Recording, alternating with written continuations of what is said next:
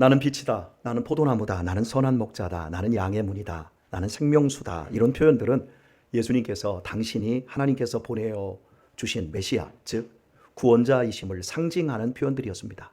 오늘의 본문에서도 오병이어 이후 자신을 찾은 군중들과의 대화 속에 등장하는 떡, 빵이거든요. 우리나라는 밥입니다. 이 떡 역시 상징입니다. 떡을 얘기하고 있는 게 아니라 떡을 통해서 영원한 생명을 설명하고 있는 겁니다. 그러나 중요한 사실은 상징을 깨닫지 못한다는 것이 문제입니다. 찾아온 유대인들은 출애굽 당시에 조상들이 광야에서 먹었던 만나, 즉 빵을 들먹거리면서 당신이 이 정도는 우리에게 먹여주어야 우리가 당신을 믿어줄 수 있지 않겠냐, 계속적으로 떡의 의미를 이해하지 못했습니다. 그래서 주님께서는 만나는 모세가 아니라 하나님이 내려준 떡으로 그 떡은 장차 구주가 이 땅에 와서 세상에 영원한 생명을 주려는 것이라고 다시 설명해 주십니다. 이 정도 되면 떡 가지고 지금 영원한 생명을 저분이 주실 수 있는 거구나, 이 얘기하고 있구나, 이분이 영원히 살 수 있는 길을 지금 이야기하고 있구나, 이분은 구약 성경에 예언되어 있는 우리를 구원하실 메시아이구나 라는 대로 생각이 가야 합니다. 하지만 이들은 34절에서 주여 이 떡을, 이 빵을 항상 우리에게 주소서, 빵 달라고 합니다. 예수님은 영원한 생명을 주겠다고 하는데 그냥 빵 달라고 여전히 먹는 음식만을 구합니다. 사립학교에서 20년 동안 교사로 일한 선생님이 교감 승진의 기회가 나서 신청을 했습니다. 당연히 될 줄 알았습니다. 그런데 자신보다 한참 후배인 11년차 선생님이 승진되었습니다. 20년 된 선배 교사는 이사회에 항의를 했고 이사회의 답변은 아주 간단하고 짧았습니다. 우리가 선생님을 지켜본 바 선생님은 20년간의 경험을 쌓은 것이 아니라 똑같은 1년간의 경험을 20년간 반복했을 뿐입니다. 전혀 발전하거나 성장하지 않고 1년간의 경험을 계속 반복했다는 거예요. 이런 예는 어디서든지 어느 분야에서든지 가능합니다. 세월 속에서 경험을 축적하며 성장하고 발전할 수 있습니다. 사람도 세월 속에서 우리가 밥을 먹습니다. 밥 먹는 건 발전할 필요가 없어요. 그건 맨날 반복만 하는 거예요. 그런데 밥을 먹고 사는 세월이 오래일수록 생각이 깊고 사람의 인격이 훌륭해져야 되는 거예요. 그런데 밥은 먹었는데 반복은 했는데 세월은 갔는데 전혀 그 자리인 어린아이같이 미숙한 사람도 있을 수 있습니다. 1년짜리 경험을 계속해서 반복할 수 있는 거예요. 차이가 무엇일까요? 시간의 문제가 아니라 자세의 문제입니다. 생각이 없고 노력이 없어요. 목표가 없어서 인격을 담아내지 못하면 반복만 합니다. 20살 때 보통 술을 배워요. 그리고 죽을 때까지 반복만 하는 거예요. 술 먹으면 기분이 좋아만 생각하지, 술 먹으면 생각을 잃어버리고 가족을 잃어버리고 또 내가 결국에는 건강을 잃어버리고 많은 것들을 빼앗긴다는 사실을 생각을 못하면 계속 60년 70년 반복만 하다가 결국에는 끝장나고 마는 거죠. 생각이 없고 목표가 없고 인격을 담아내지 못하면 반복만 합니다. 어느 분야에도 다 그렇습니다. 놀라운 건 우리의 신앙도 그래요. 처음에 받은 은혜, 교회 들어와가지고 한 달 딱 다니면 교회 생활 이렇게 하는 건 알아요. 그리고 죽을 때까지 그냥 그렇게 가요. 그리고 전혀 자라나지 않는 사람들이 있어요. 아무리 말씀을 들어도 그냥 자기 생각을 고집하는 사람들, 그런 사람들이 있는 것이 현실이에요. 유대인들은 600년 동안 식민 상태였기에 독립을 쟁취하는 것이 그들의 소원이었고 온갖 착취 속에서 살아남는 것이 가장 중요했어요. 환경은 이렇게 우리 사람의 목표를 바꿔버립니다. 먹고 사는 문제가 이 사람들에게 가장 컸어요. 이러다 보니 신앙도 잘 먹고 잘 사는 것으로 이해를 해서요. 신앙은 잘 먹고 잘 사는 게 아니에요. 그런데 신앙이 잘 먹고 잘 사는 것으로 이해되면 큰일 나는 거예요. 구약 성경에 예언된 메시아가 오시면 너희에게 영원한 생명을 주도록 죄에서 너희를 구원하겠다. 이것이 하나님의 약속인데 그들은 메시아가 오면 우리나라를 강대국으로부터 해방시켜 주시고 우리를 잘 먹고 잘 살게 해주신다고 신앙을 뒤틀어 버렸어요. 이렇게 굳어져서 주님께서 영원한 생명을 가지고 지금 오셨고 지금 그것을 주겠다고 하는데 그들은 요지부동 빵만 주세요. 이 빵 주세요. 이러고 있는 거예요. 전혀 알아듣지를 못하고 있는 거예요. 이런 답답한 상황에서도 주님께서는 당신에게 나와서 영원한 생명을 얻을 자들이 있다고 희망적인 말씀을 주십니다. 그리고 37절과 39절에 그 말씀이 있는데 아버지께서 내게 주시는 자는 다 내게로 올 것이요 내게 오는 자는 결코 내어 쫓지 아니하리라.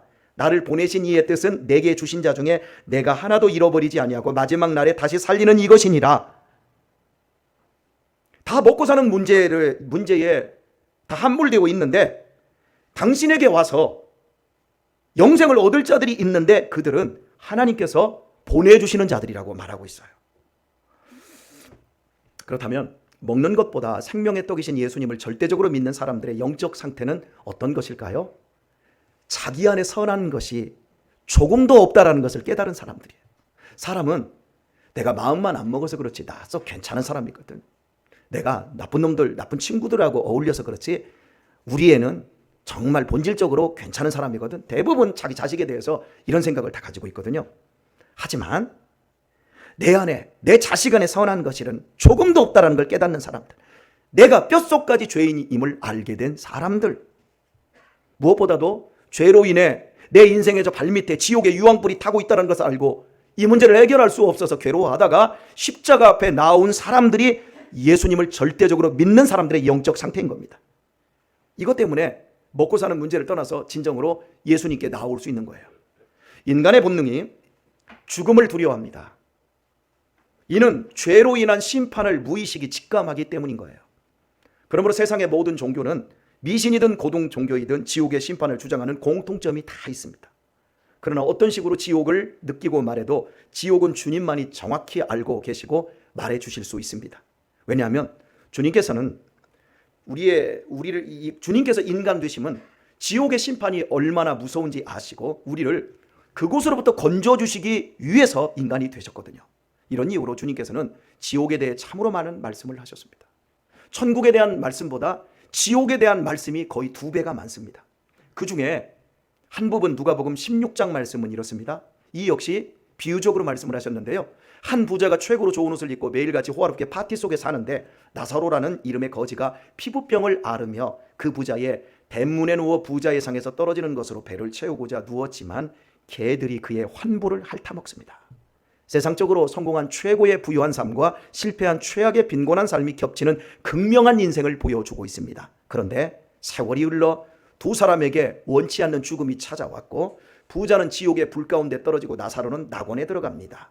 부자는 끊임없이 날름거리는 불꽃 가운데서 고통을 당하다가 부르짖을 수 있는 단 한 번의 기회를 얻어 나사로의 손가락 끝에 물 한 방울 찍어서 자신의 혀를 적셔달라고 말합니다. 그러나 거절당합니다. 이것은 지옥이 영혼 가운데서 단 한 번 물 한 방울의 자비도 허락되지 않는 곳이라는 것을 말해줍니다. 이 세상은 하나님의 은혜 가운데 있고 하나님의 참으심과 자비 가운데 있습니다. 하나님 없어 욕하고 별짓을 다해도 하나님의 자비는 끊임없이 그 사람에게 은총으로 역사하고 있습니다. 그러나 지옥은 물 한 방울도 허락되지 않는 것입니다. 그러므로 그곳만큼은 절대로 들어가서는 안 된다는 비극적인 사실을 보여주고 있는 것입니다. 한 방울의 물을 거절당한 부자가 다시 청한 것은 자기 집 대문 앞에서 개만도 못하게 살다가 죽은 나사로를 보내어 자신들의 5 형제들만은 지옥에 오지 않게 해달라는 것이었습니다. 그만큼 지옥이 끔찍했기 때문이었습니다. 하지만 이 역시 거절당했는데 이유는 죽은 자가 살아난다고 네 형제들이 믿는 것이 아니라 그 사람들이 믿을 것 같으면 전도자들의 말씀을 통해 믿는다는 것입니다. 말씀을 듣고 믿는다는 거예요. 현대인들은 천국과 지옥을 옛날 동화처럼 생각하고 있고 믿는 사람들조차 상징으로만 생각하려고 합니다. 지옥을 얘기해도 심각하게 들으려고 하지 않습니다. 짧은 몇십 년의 인생 꿈결같이 지나버릴 세상에서 건물주가 되어 흐드러지게 배부르게 먹고 사는 것에만 집착할 뿐 죽음 후의 무서움은 터부시하고 영원한 지옥의 운명을 피할 생각을 하지 못합니다.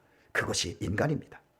그렇다면 대체 인간에게 하나님은 왜 이 무시무시한 지옥을 예비하신 걸까요?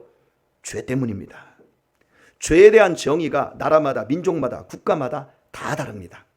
사람도 죄에 대한 어떤 기준이 다릅니다.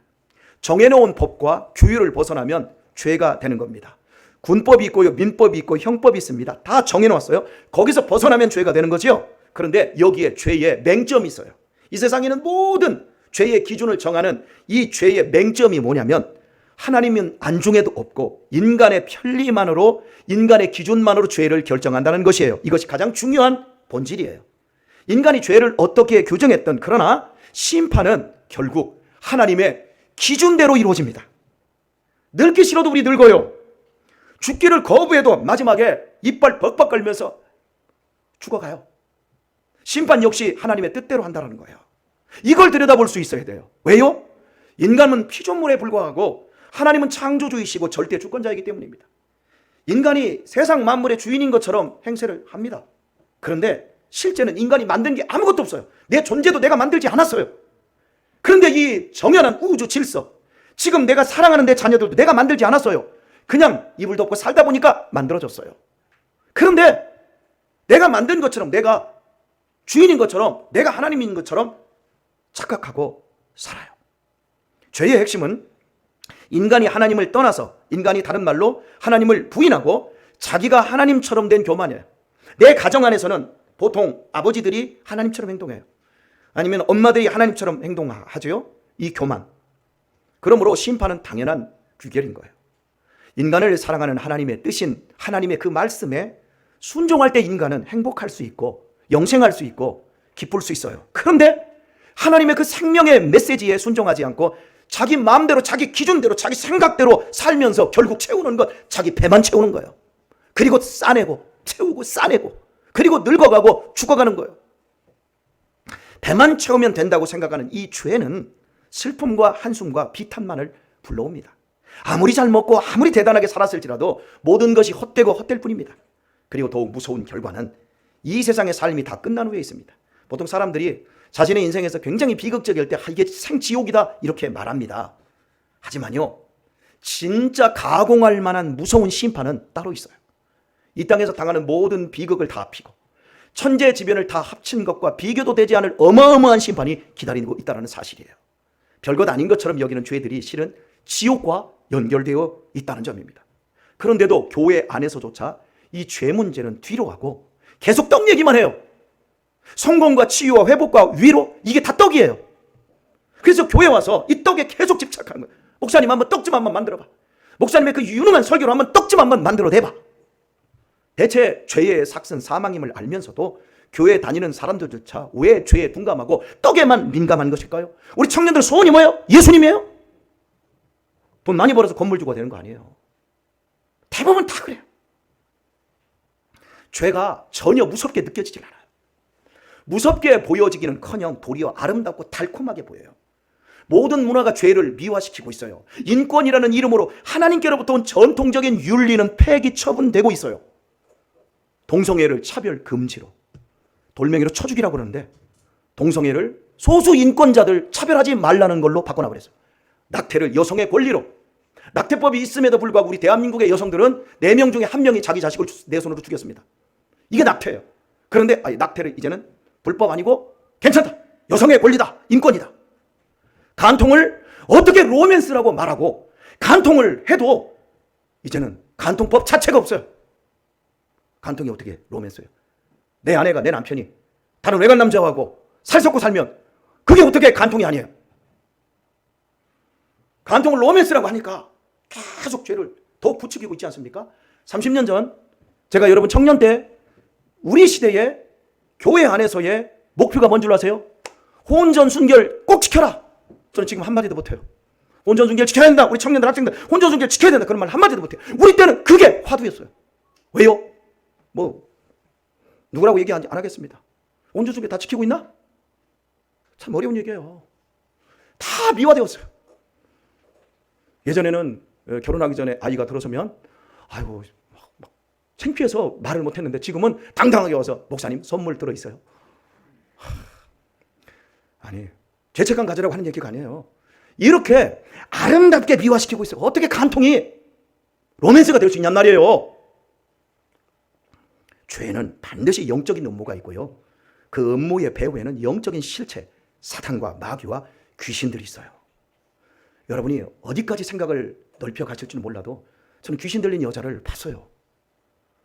인천에 있을 때 귀신 들린 여자와 얼마나 싸웠는지. 네, 그런 얘기를 여러분 했었는데요. 오늘 제가 그런 얘기를 조금 여러분과 좀 나누려고 해요. 혹시 낚시질 좋아하세요? 낚시 해보셨어요? 낚시를 하려면 낚싯대의 끝에 투명한 낚싯줄을 길게 늘이고요. 그 끝에 찌를 답니다.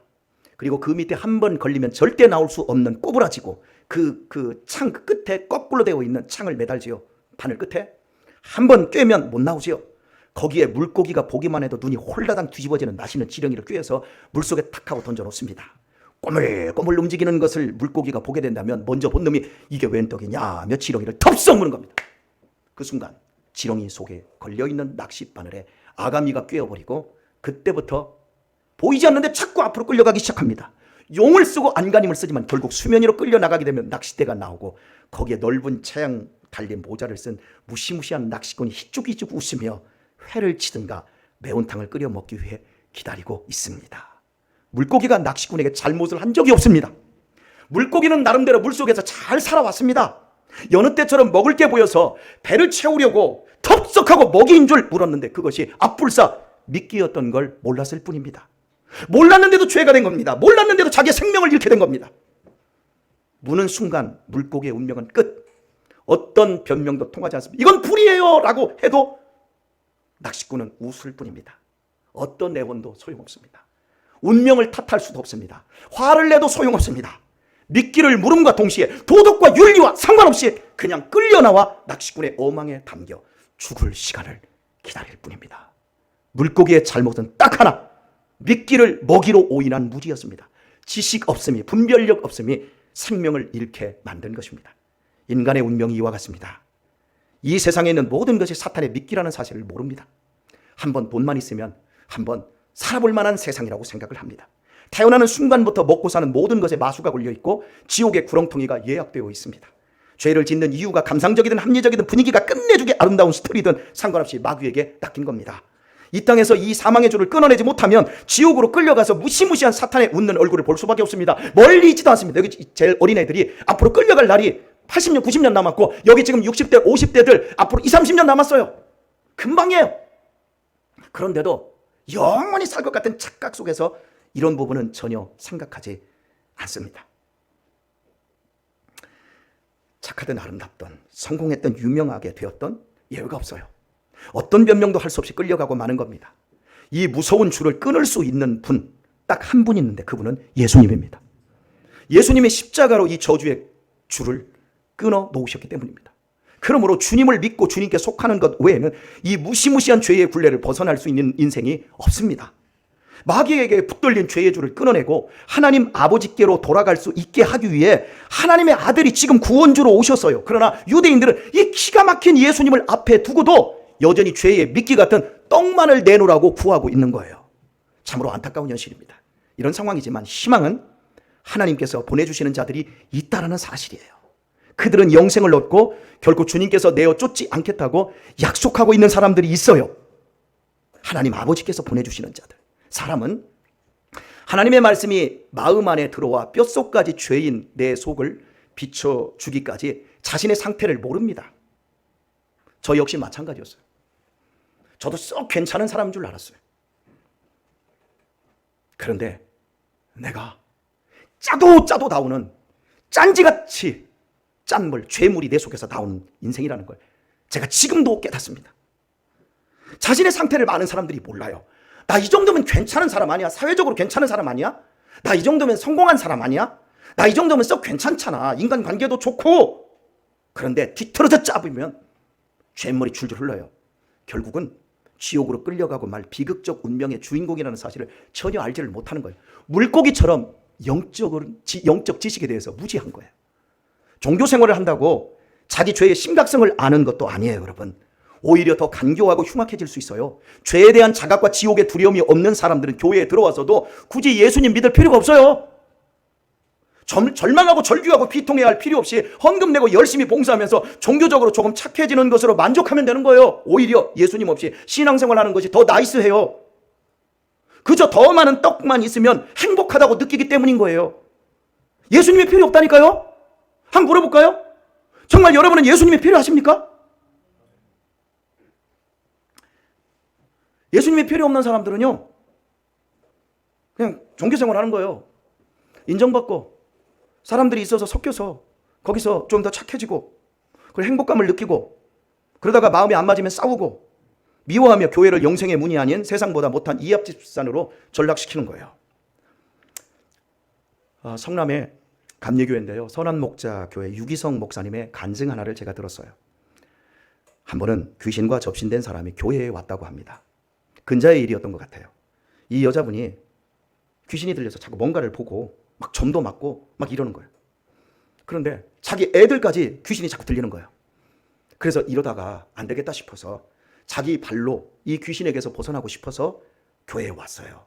그래서 교회에 중보 기도팀들과 함께 이분을 기도실에 놓고 찬양하고 기도한 후에 이렇게 기도를 했답니다.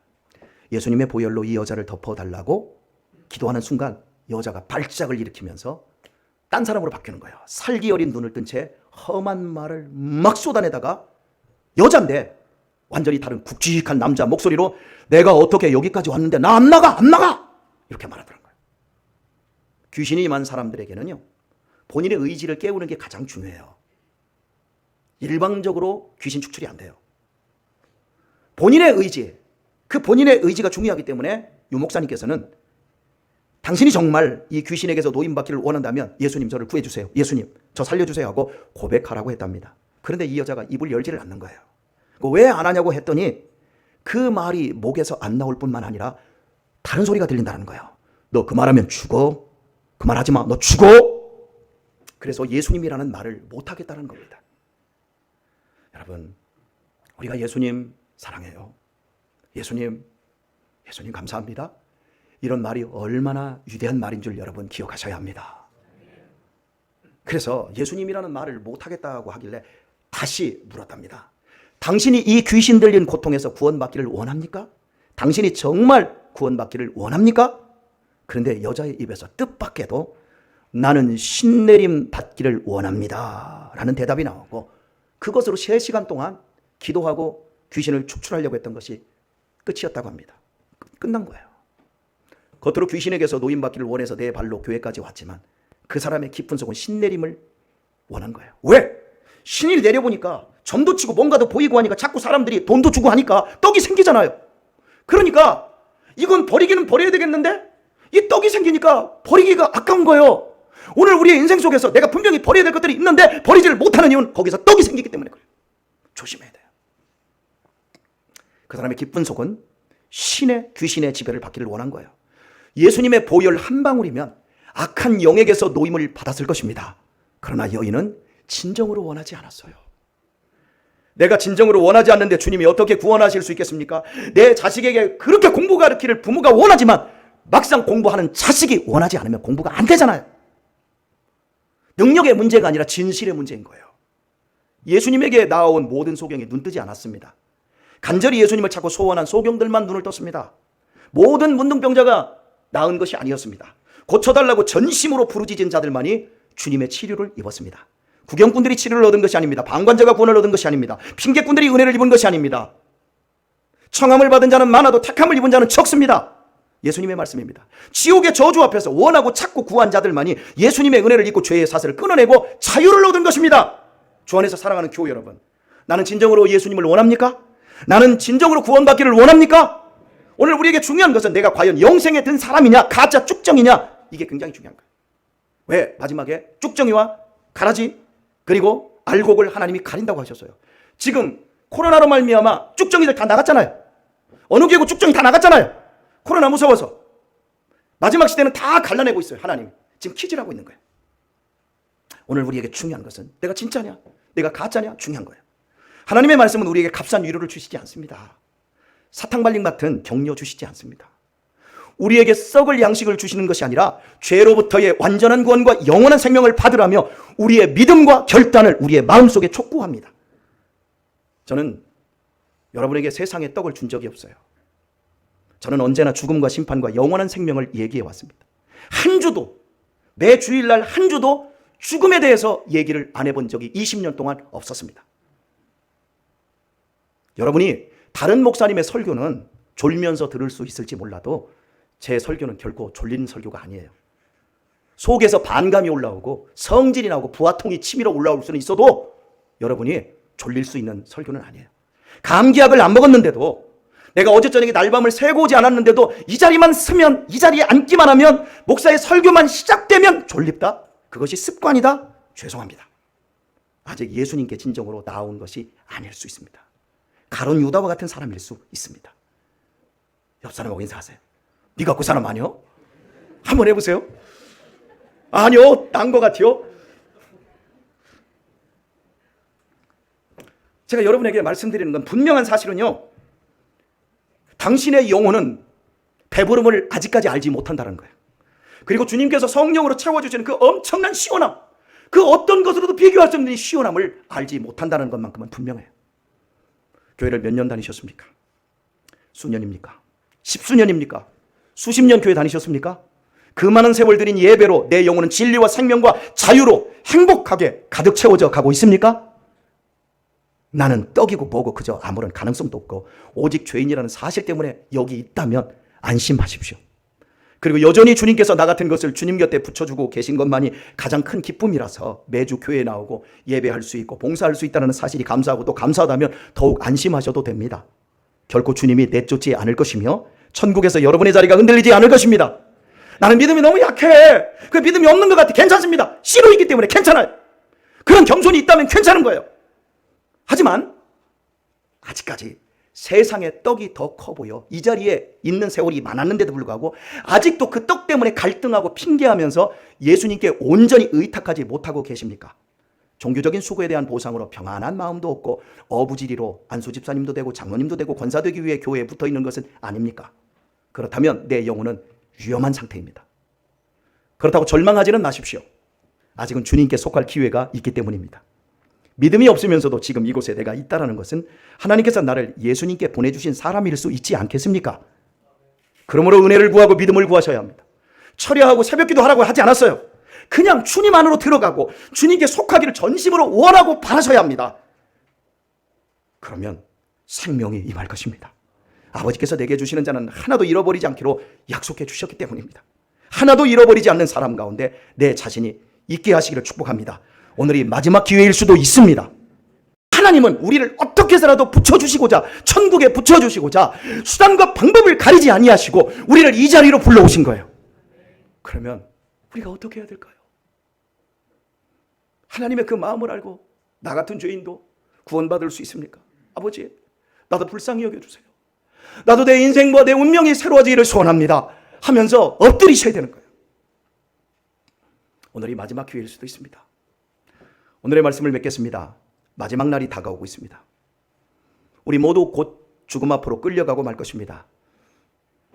그때 죽음 저편에서 사탄이 아니라 주님께서 웃고 있는 인생이 되어야 하지 않겠습니까? 주님은 그리스도십니다. 내 영혼을 파멸해서 구원하시고 영원한 생명과 복으로 채워주실 유일한 구주 예수님이십니다. 나사렛 예수님은 나를 저주와 지옥의 불구덩이에서 건져내시고자 산제물 되신 거룩한 하나님의 아들이십니다. 나의 죄값을 예수님이 다 치르셨기에 내가 예수님을 원하는 한 마귀 사탄으로부터 나는 해방입니다. 나는 자유입니다. 주님께서 죽음을 이기고 부활하셨으니 주님께 속한 나는 마지막 날이 와도 두렵지 않음은 죽음은 곧 천국으로 이사 가는 날이기 때문입니다. 오늘의 말씀을 통해 이미 주님께 속한 성도님들의 남은 삶은 더욱 견고하여 흔들리지 말며 주의 일에 더욱 힘을 쓰시고요. 믿음이 없는 성도님들은 지옥의 줄이 끊어져 나가고 예수님의 복음이 확실히 믿어져서 예수님께 속하고 예수님의 보호를 받으며 예수님과 동행하는 꿈같은 새 생명의 삶이 시작되길 축원드립니다.